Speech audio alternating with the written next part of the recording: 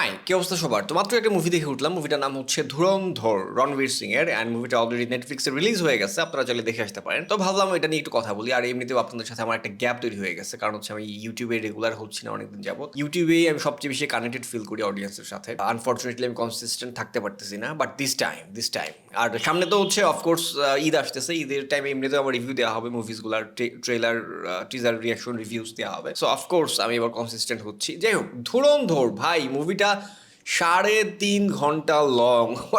আমার ধারণা এই মুভি ছাড়া অন্য যে কোনো মুভি হইলে আমি আমি আমি দেখতামই না, অসম্ভব। রিভিউ দেওয়া দূর কি বা, 3.5 ঘন্টা মুভি।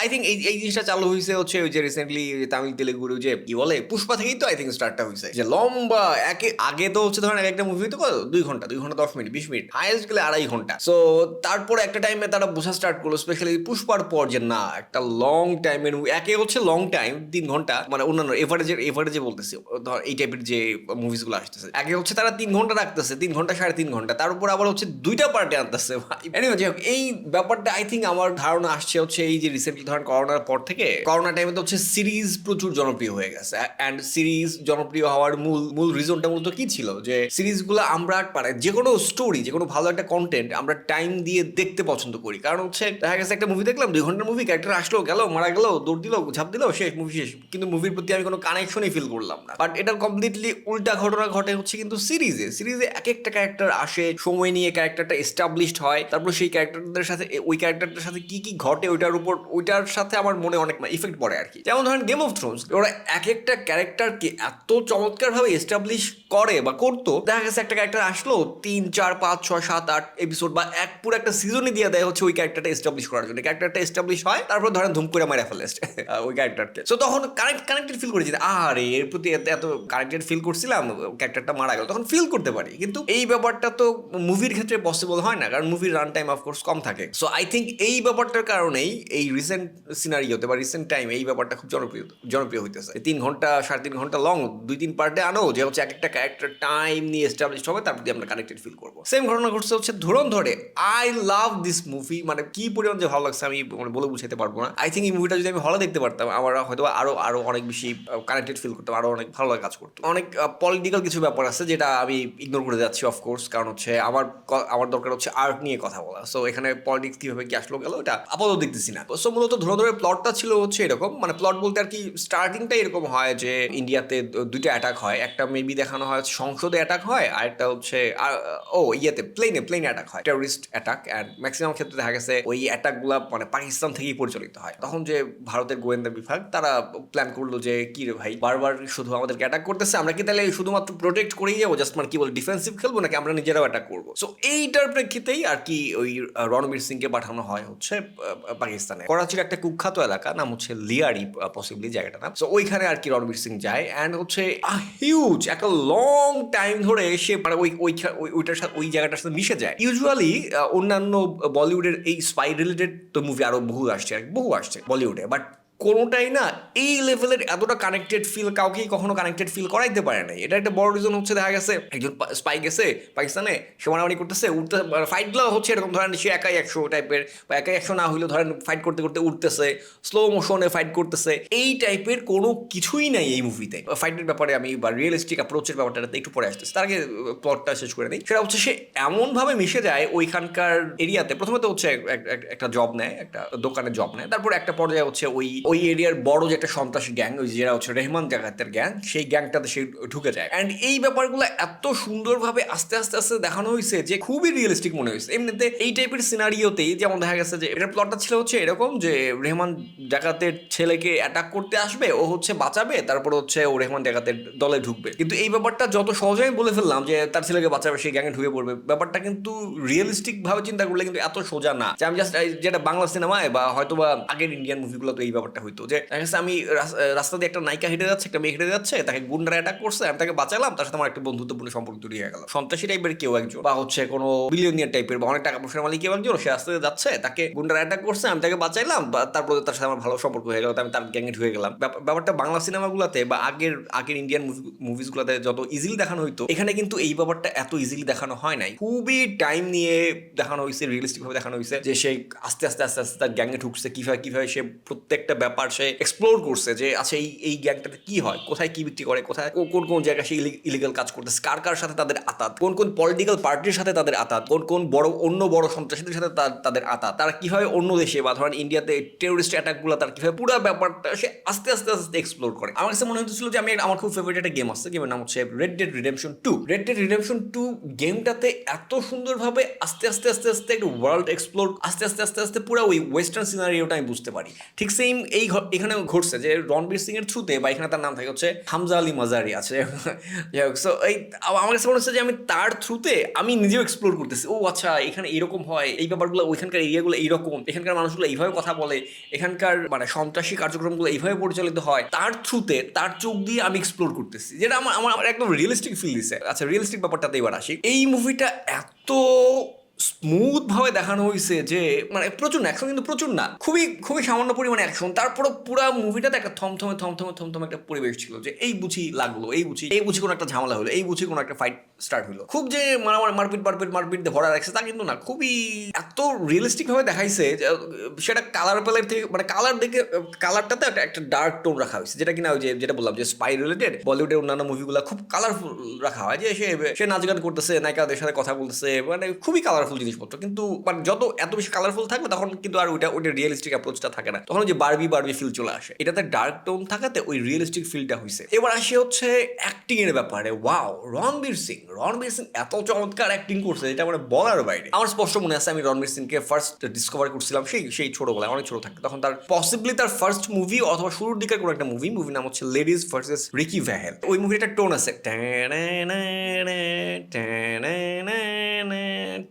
ওইটা কিন্তু এখনো পর্যন্ত মানে রিলেটেবল, এখনো পর্যন্ত মানুষজন, আমি প্রায় সময় হচ্ছে বিভিন্ন টিকটক বা রিলের মধ্যেও এই মিউজিকটা ব্যবহার করে। মানে এত বছর, ওটা সম্ভবত কত 9, 10, 11, 12 এর টাইমের মুভি হবে। সো ওই সেই 12-13 বছর পরে এসেও মানুষ ওই টোনটা শুনতেছে। যাই হোক, খুব চমৎকার একটা মুভি ছিল। মানে আমি ছোট ছিলাম তখন দেখছি, তখন ভালো লাগছে, এখন দেখলে ভালো লাগবে কিনা আই ডোন্ট নো। সো ওই মুভিটা সম্পর্কে আমি ফার্স্ট যখন রণবীর সিং সম্পর্কে জানতে পারছি, তখন তো হচ্ছে নেট ছিল না, মানে নেট ছিল বাট মানে আমার ইউজ করার মতো ক্যাপাবিলিটি ছিল না, বা আমি ছোটো ছিলাম তখন, তো আর নেট ব্যবহার করার মতো ওয়েও নাই। সো আমি তখন হচ্ছে প্রচুর পেপার পড়তাম, পেপারে বিনোদন পাতাগুলো পড়তাম। সো বিনোদন পাতার মধ্যে একটা নিউজ ছিল হচ্ছে এরকম যে ওই লেডিজ ভার্সেস রিকি ভ্যাল, ওই মুভির ডিরেক্টর যিনি, উনি নাকি হচ্ছে গাড়ি দিয়ে যাচ্ছিলেন, যাওয়ার টাইমে হচ্ছে হঠাৎ করে রণবীর সিংকে দেখছে যে রণবীর সিং লাফালাফি বানরের মতো শব্দটা আমার এখনো মনে আছে, দেখছে যে হচ্ছে বানরের মতো লাফাচ্ছে। সো রণবীর সিং যে বানরের মতো লাফাচ্ছে এটা দেখে ওই ডিরেক্টরের পছন্দ হয়ে যায় যে ওয়াও, আমার মুভির জন্য তো এরকম একটা ক্যারেক্টারই দরকার, এরকম চঞ্চল প্রকৃতির একটা ক্যারেক্টার দরকার। সো এই থেকেই হচ্ছে রণবীর সিং এর উত্থানটা ঘটে আর কি, যে তার সম্পর্কে আমরা নর্মালি ম্যাক্সিমাম টাইমে যেই ব্যাপারটা জানি, সে খুবই চঞ্চল প্রকৃতির ক্যারেক্টার, খুবই লাফালাফি ঝাপাঝাপি কথা বলতেছে, ফান করতেছে, এই টাইপের ক্যারেক্টারগুলোর সাথেই আমরা পরিচিত। কিন্তু এই মুভিটাতে তাকে একদম অপোজিট করে দিচ্ছে। আচ্ছা, মুভি ডিরেক্টর হচ্ছে আদিত্য ধর। সো আদিত্য ধর মানে পুরা হচ্ছে কি বল, রণবীর সিংকে দাঁড় থেকে বের করে দিয়ে কমপ্লিটলি ডিফারেন্ট একটা ক্যারেক্টার বানায় দিচ্ছে। সে আস্তে খুবই একদম শান্ত, নীরব, কথাবার্তা খুব কম বলে। তারপর হচ্ছে তার এক্সপ্রেশন, যেমন ধরেন একবার এরকম দেখাই দিচ্ছিল, টিভিতে দেখতেছে যে টেরোরিস্ট অ্যাটাক হয়েছে ইন্ডিয়াতে, সে দেখতেছে, দেখার পর তার যে এক্সপ্রেশন এত কম, এত ফিল করা গেছে যে ও ভেতর থেকে ফিল করতেছে, মানে খুবই চমৎকার, মানে খুবই ডিফারেন্ট একটা ক্যারেক্টার আমরা দেখতে পাইছি। শান্ত শিষ্টর যে ব্যাপারটা, এটা যেহেতু আসছে একটু বলে ফেলি, সেটা হচ্ছে same goes for Rehman Dakait. Wow, মানে রেহমান ডাকাইতকে যে খুব শুরু থেকে যে খুব অ্যাকশন দেখাইছে, যে সে সেই লেভেলের একটা ভিলেন, সে সেই লেভেলে ব্রুটাল তেমন কিছু না। তার ফার্স্ট যখন ইন্ট্রোডাকশন হয়েছে, সে খুব নর্মাল, মানে সে খুব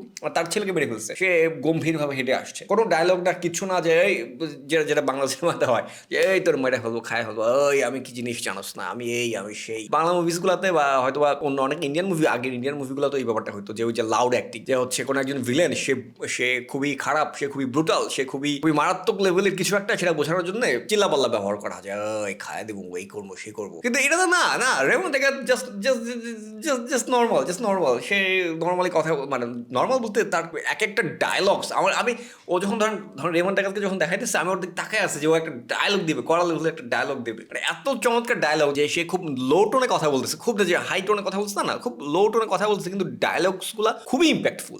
এখন পর্যন্ত আমার যত ধরেন ভিলেন ক্যারেক্টার দেখছি আমার লাইফে, তার মধ্যে ধরেন টপের মধ্যে থাকবে, টপ 3-4 এর মধ্যে থাকবে রেহমান ডাকাইত। ওভারঅল রেহমান ডাকাইতের ক্যারেক্টার আমার কাছে সেই লাগছে। একটা জায়গায় তো হচ্ছে সে একটা মার্ডার করে একদম হচ্ছে মাথা থেতলায় ফেলে, ও ওইটার থ্রুতে বুঝাই দিচ্ছে যে রেহমান টাকাইত সেই লেভেলের ব্রুটাল একটা ক্যারেক্টার, কিন্তু কথাবার্তা কিন্তু ওরকম লাউড না। আচ্ছা, আর যে দু একটা ক্যারেক্টার কথা যদি বলতে চাই সেটা হচ্ছে সঞ্জয় দত্ত অ্যান্ড অর্জুন রামপাল। অর্জুন রামপাল যদিও খুব কম সময় ধরে ছিল অ্যান্ড যতক্ষণই ছিল সে জমায় রাখছে, and specially Sanjay Dutta, wow, এই ক্যারেক্টার যতক্ষণ স্ক্রিনে ছিল ততক্ষণই আমি হুকড হয়েছিলাম, মানে ডানাভাবে তাকানোর কোনো স্কোপ নাই। অ্যান্ড সঞ্জয় দত্তের আই থিঙ্ক ওই একটা ক্যারেক্টার, ওই যে পাগলা টাইপের একটা ক্যারেক্টার, এই ক্যারেক্টারই সবসময় তাকে মানায় বেশি এবং ওই ক্যারেক্টারই দিছে। এইটাতে হচ্ছে এইটা একটা পাগলা ক্যারেক্টার অ্যান্ড সে সম্ভবত এইচপি থাকে, রাইট? হ্যাঁ, পুলিশ অফিসার থাকে একটা সময়, তারপর হচ্ছে সে তাকে সাসপেন্ড করা হয়েছিল, তারপর আরেকবার মনে হয় ব্যাক করে। এই ক্যারেক্টারটা সেই জমাইছে, এই ক্যারেক্টারটাই মূলত একদম একদম শেষ পর্যন্ত জমাইছে সবচেয়ে বেশি। ফাইট সিনের ক্ষেত্রে বা ধরেন লাস্ট ফাইটের ক্ষেত্রে আমার কাছে পার্সোনালি যে টাইপের জিনিসপত্র আমার পছন্দ সেটা হচ্ছে ধরেন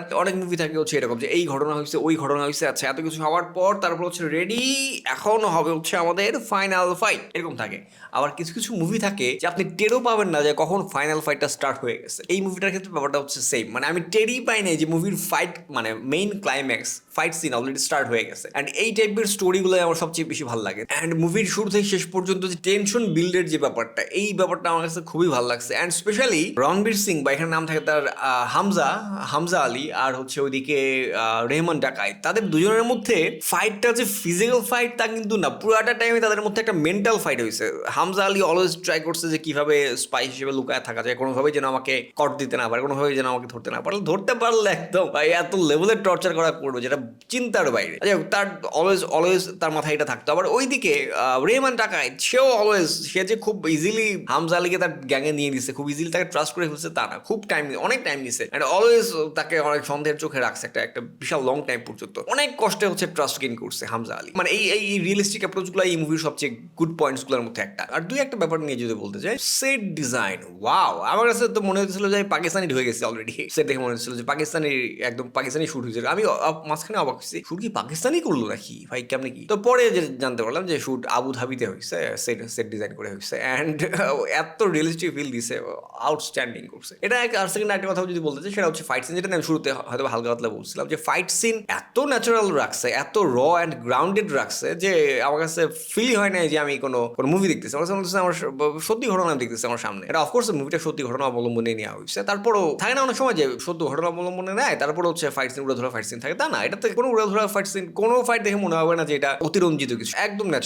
ন্যাচারাল ফিল হয়েছে। আর ইউজুয়ালি দেখা যায় যে ফাইট সিনগুলো রিয়েলিস্টিক হয় না হচ্ছে স্লো মোশন ব্যবহারের কারণে। আপনি হলিউডের মুভিসগুলোতে দেখবেন যে ফাইট সিনে খুব একটা স্লো মোশন ব্যবহার হয় না রিয়েলিস্টিক রাখার জন্য, যেটা কিনা এই মুভিটাতে হয়েছে। বলিউডকে আবার কামব্যাক করতে পারবে নাকি এরকম মাঝে মধ্যে এক দুইটা চমক দিয়ে আবার হারায় যাবে কিনা কে জানে। যে সেকেন্ড পার্টটা মনে হয় 2-3 মাসের মধ্যে চলে আসবে। আমি এখন থেকে রেগুলার কন্টেন্ট দেবো আপলোড ইউটিউবে, আমি আবার রেগুলার হতে যাচ্ছি। হয়তো আমার কন্টেন্টের মধ্যে এখন আর আগের মতো ওই এত কিছু আমি করতে পারবো না। যে ধরেন এই যে ধরেন ধুরন্ধরের রিভিউটা দিতেছি, আমি চাইলে কিন্তু এখানে বিভিন্ন ক্লিপ, ধুরন্ধর মুভির বা ট্রেলারে অ্যাভেলেবল বিভিন্ন ক্লিপ আমি হচ্ছে লিয়ারে ব্যবহার করতে পারতাম, যে আমার কথার পিঠে হচ্ছে আপনি ফুটেজ দেখতে পারতেন। বাট ওটা করতে গেলে আমার অনেকটা টাইম যাবে, যেটা কিনা আমার এই মুহূর্তে আমার পক্ষে পসিবল না। সো আমার রিভিউসগুলো একটু এইরকমই হবে, একটু বোরিং বলতে পারেন, সাদামাটা হবে, যে কোনো চাকচমক কিছুই থাকবে না। হয়তো মাঝে মধ্যে 1-2টা টাইম নিয়ে বানাবো, সেটা ডিফারেন্ট।